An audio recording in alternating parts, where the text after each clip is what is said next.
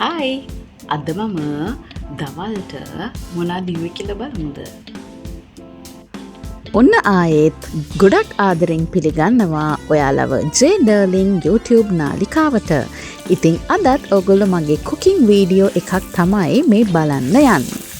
කලින් කිව්වා වගේ අද සති අන්තයේ දවසක්.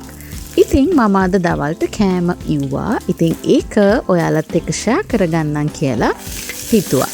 ඉතින් ඔන්න අද මම දවල්ට හැදුවා සුදු කව්පි කරි එකක් එක්ක ඉස්සෝ කරවල තෙල් දාලා මුකුණු වැන්න මැල්ලුම්. එහෙනම් ඔයාලා දිගටම වීඩියෝ එක බලාගෙන ඉන්නකෝ මං කොහොමද අද මේ කෑම හැදුවේ කියලා. ඔයාලා සමහරක් විට මේ විදිහටම හදලා ඇති, වෙනස් විදිහවල් වලටත් හදනවා ඇති. ඉතින් ඔයගොල්ලෝගෙන් ගෙවල් වල මේ මං අද හදලා තියෙන කෑම වෙනස් විදිහට හදලා තියෙනවා නම් මටත් චුට්ටක් කියන්න. අනිවාර්යෙන්ම ඊළඟ දවසේ මම ඒක try කරනවා.